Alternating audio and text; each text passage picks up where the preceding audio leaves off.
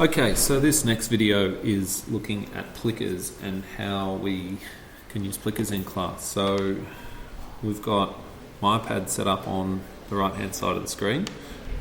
So I'm actually casting from my iPad so you can see what's going on.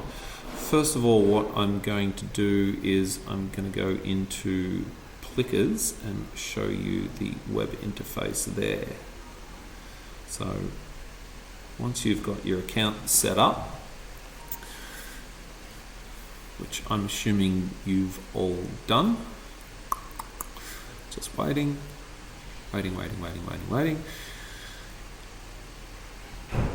This is the home screen.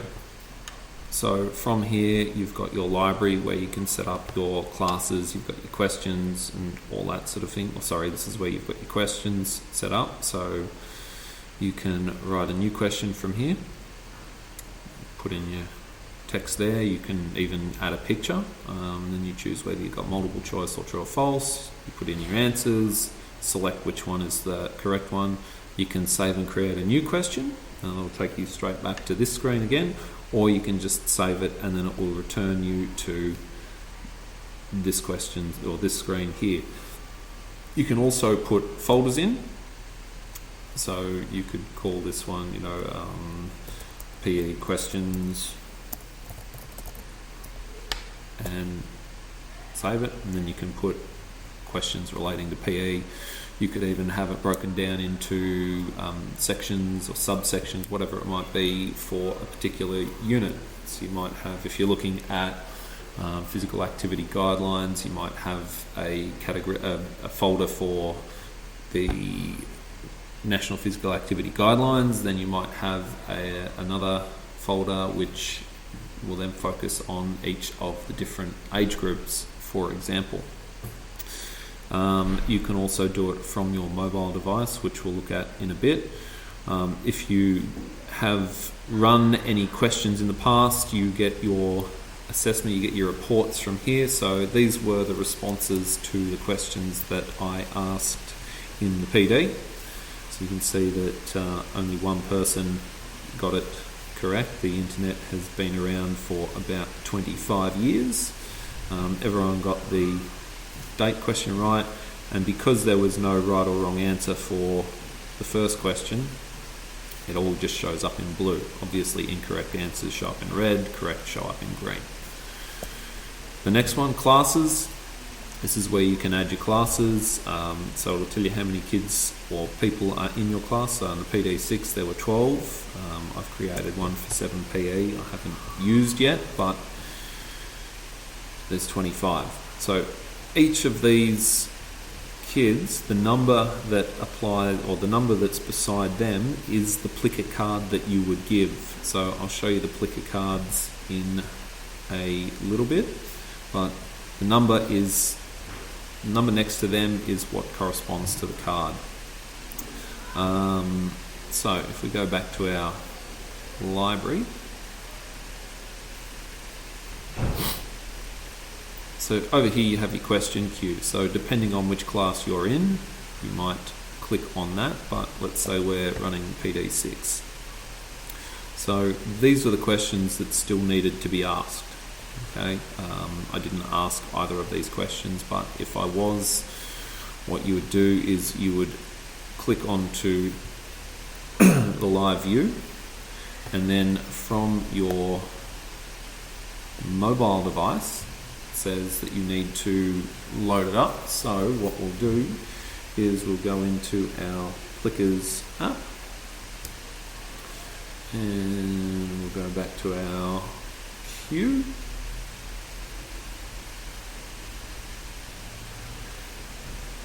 There we go. So for example, we're in class now, and I would say, okay, so here's the question, and it comes up on the screen. Who has used Socrative before? Oops, we seem to have lost the screen for the iPad. So the question was, who's used Socrative before? Okay, this is what you see on your iPad on the right of the screen. And then what actually shows up on the live view is question, and then the students that are yet to respond, or you can have it set on the graph, which will show you the percentage or the numbers of answers. What I would probably tend to do is have it on the graph section. You don't necessarily, or you don't need to reveal the answer. You wait until all of the responses are in. Anyway, so we've got our question up on the board. The kids are waiting to respond. So what happens next? Well, what you would do is you would give the kids that already have their Plickers cards, okay, and we'll use number 5 as an example. So if you look on the card when I bring it up in a second, you'll see that there's a 5 on it. There's also a letter. The letter is the chosen answer, okay. So if, for example, they respond as D being the correct answer, then they would hold D up, so it's at the top of the page. Or if it's A, then they would just rotate it around, so A is at the top. You'll see what I mean in a second. But when we're ready to scan, we tap scan down the bottom, and our view will change to an actual camera view of the classroom. Okay, so you can see this is a live view. The kids would all be sitting in the classroom. They'd have their Plicker cards in their hands, and all the teacher has to do is go around and scan the card. So you can see in this instance that number 5, okay, that's the number that's assigned to that Plicker, and this person has responded with A being the correct answer, which is why A is at the top. What you could do if you wanted to answer that A was not the correct answer, it was in fact something else. Alright, let's look at, for example, card number 22. They've said that D was the correct answer. So D has been scanned. It won't show up because D wasn't assigned to one of the kids, but that's how that works. Once you've got all the responses in, you can tick the box, push a little tick down the bottom, and it will return to the actual screen of responses, giving you a graph, giving you a bar graph of who said what. And then on the live page, you can also see, we've had one response for A, one response for D.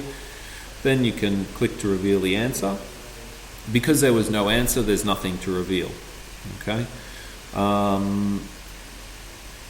Once you have finished there, click back. You only have one more question in your queue.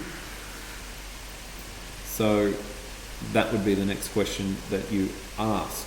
If you want to, what you can actually do as well from the iPad is, or your mobile phone, whatever you're using, is you can actually create a question there, and it will actually show up if we go back to our library. And it's not playing ball because I'm not. There we go. If we go back to our library, we also see over in the side here we have mobile uploads. So the two work in sync. As long as you're signed in, it will be fine. But if we click on mobile uploads, if I was to make a question now on the iPad, so I'll just bring up the iPad on screen there. So let's say, what is my name? I'll type, what is my name? Question mark. Barry. Walter. Gavin.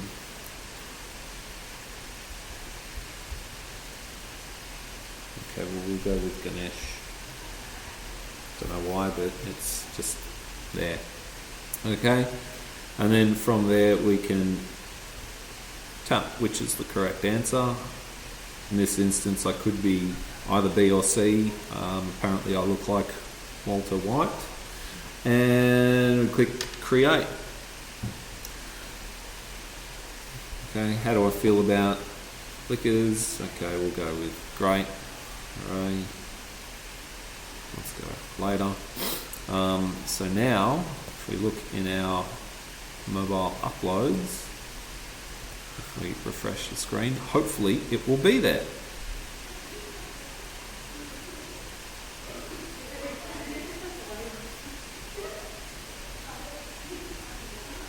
There we go.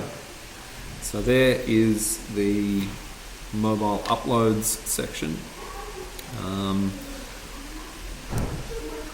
That is pretty much it for Plickers. It is a really good app. Like I said, it's very similar to Socrative, the only difference being that it doesn't have that dependency on everyone having access to technology. The kids, all they need is just a laminated card, although laminating the cards, whilst it helps with reusability, has its own issues in the sense that it makes it a little bit more difficult to scan because of the reflective nature of them. So maybe what you might want to do, if you want to reuse them, you can just print out new cards again, but that becomes a waste of paper and kind of time consuming as well. Once you've got them, you've got them.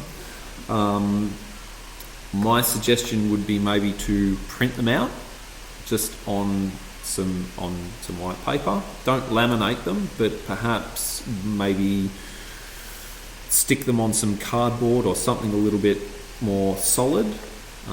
Without the laminating, then you shouldn't have any problems with the camera not scanning them correctly.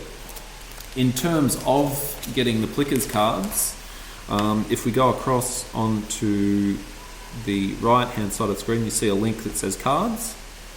Okay, you get a whole heap of options. Okay, they're all free. You can get standard, which is 40 cards, 2 cards per sheet, which is sort of what you see up the top of the screen here. Okay. You can also have, if you have larger groups, you can do 63 with 2 cards per sheet. You can also do the large font, which will help, like it says here, younger students or anyone who may have trouble reading the letter answers. So just that letter and the number that appear on the Plicker will be in larger text. You can also get large cards, so you'll get 1 Plicker per card or per piece of paper, so it will be a lot easier in like a larger area if you have to scan to obviously get the answers, get the assessment done. In a large area with small cards, you might find it a little bit difficult. That's pretty much it for Plickers. If you've got any questions, shoot us an email, or even stop me around the school. Thanks for watching, and yeah.